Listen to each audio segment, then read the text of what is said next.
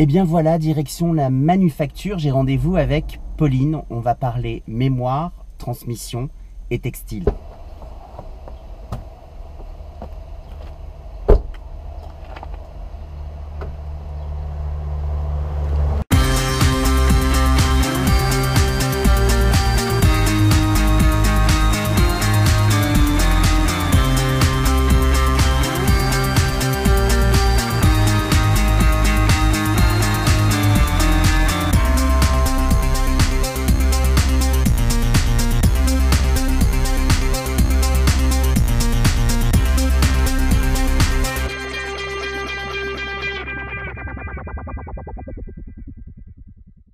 William Arlotti pour le Fashion Post avec Pauline à la manufacture au musée de la mémoire et de la création textile.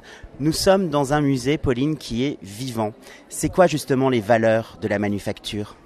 Alors les valeurs de la manufacture, c'est transmettre tout ce savoir-faire séculaire en lien avec le textile qui est encore très présent sur le territoire. Et effectivement, aujourd'hui, par exemple, ce grand marché au tissu qui fait vivre toute la ville, qui fait vivre aussi le musée. Musée vivant qui est dans une ancienne usine. C'était quoi l'idée ? C'était de faire revivre un lieu où avant des ouvriers, des ouvrières, des tisseurs venaient travailler tous les jours ? Voilà, tout à fait. C'est vraiment de garder l'idée de cette ancienne usine, de cet ancien tissage, de le faire revivre au son des machines tout au long des visites qu'on organise du mardi au dimanche. Et vraiment, voilà, garder cette tradition, encore une fois, qui était très présente ici à Roubaix. Le fil que l'on tisse des liens dans le réel. Quelles sont justement les actions en termes de politique culturelle que vous menez ici pour fédérer différents publics dans la diversité ?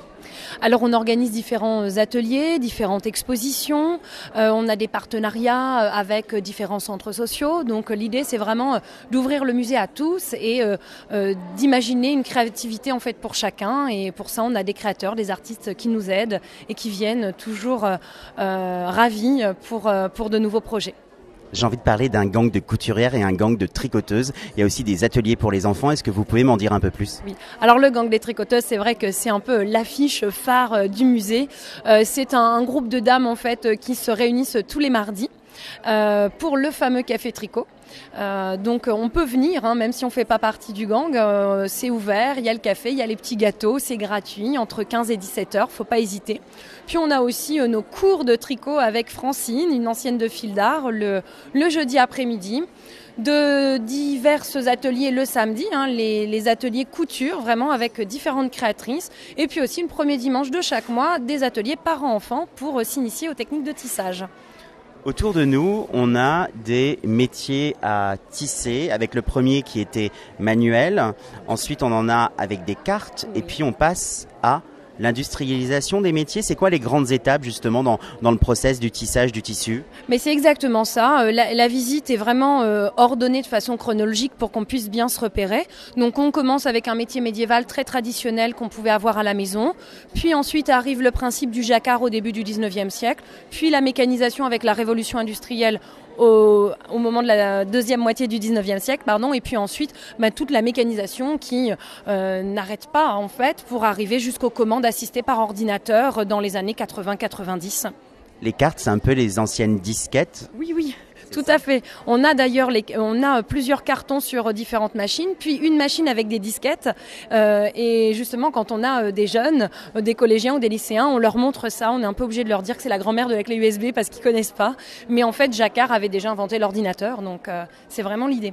Des codes 0, 1, du binaire. Voilà, tout à fait. Comment est-ce que on est dans un musée qui joue justement sur la notion de mémoire, sur la notion de transmission ? Je sais qu'énormément de créateurs cherchent dans le passé pour réinventer le présent. C'est peut-être un carton, une fiche, un motif qui est réinventé. Comment est-ce que cette transmission, ce savoir-faire se fait de génération en génération ? Et puis je pense qu'il y a aussi des écoles qui sont connectées avec votre manufacture. Oui, tout à fait. On reçoit les écoles, du plus jeune âge jusqu'aux écoles spécialisées, puisqu'il y a a quand même 3 écoles spécialisées sur le textile à Roubaix, l'ESMOD, l'ANSET et l'ESAT. Donc on a vraiment un fourmillement de futurs ingénieurs, techniciens et de créateurs de mode. Maintenant, au sein même du musée, on a aussi toute cette nouvelle scénographie qui a été mise en place tout récemment, début de l'année 2015, où on a des vidéos de témoignages qui permettent tout à chacun de se plonger dans ce passé-là au travers d'histoires de tisserands, de bobineuses, de négociants en tissu, de créateurs, et c'est vraiment comme ça qu'on peut comprendre aujourd'hui par le passé finalement. Le principe de l'interview, est-ce que vous pouvez me donner 3 exemples de personnes qui ont été interviewées, qui sont peut-être des figures locales ou des gens qui ont travaillé dans cette usine? Alors, après, faudra pas m'en vouloir parce qu'on va pas tous les citer. On va en choisir 3. Alors, on va en choisir 3. Pierre Cornard, qui est un ancien tisserand et un ancien commercial d'industrie textile et qui est guide aussi chez nous maintenant pour justement transmettre son savoir-faire. Ensuite, on a par exemple Alexandra Bizouerne, qu'on retrouve sur le marché aussi aujourd'hui, qui est une créatrice contemporaine, et par exemple Monsieur Ferrante, Simon Ferrante, qui est l'une des figures locales de Roubaix, Tissu Papy, comme c'est le nom de sa boutique. Et voilà, c'est vraiment 3 personnages bien représentatifs finalement de ces témoignages. Cette manufacture en tant qu'usine, elle a été construite à quelle époque? Alors, la manufacture en tant qu'usine, à l'endroit où on se trouve, on est début 20e. D'accord, mais il faut savoir que c'est une usine familiale qui a déjà été amorcée dès la fin du 19e siècle. Mais l'implantation ici, dans ce quartier-là, rue de Nancy, avenue Julien Lagache et Pierre de Roubaix, parce que finalement c'est un gros pâté de maison, là on est juste avant la Première Guerre mondiale, on est février 1914, février 14. Quand est-ce que la manufacture a basculé dans la dimension du musée pour transmettre? Alors dès 2001, quand le directeur, Monsieur Persine, a décidé au-delà de produire, de montrer aussi et de transmettre ce savoir-faire. Et puis plus récemment, depuis 2008, puisque c'est la ville de Roubaix qui a racheté les bâtiments pour en faire le musée tel qu'on le connaît aujourd'hui. Les métiers qui sont présents, c'est des métiers qui viennent de la région, c'est des métiers que vous avez trouvés en France. Comment ça se passe pour récupérer ces objets de collection? Alors ce sont des métiers qu'on a trouvés à Roubaix, dans la région, en France, mais aussi à l'étranger. On a notamment un métier qui nous vient de Suisse, un métier qui nous vient d'Allemagne, un métier qui nous vient de Belgique.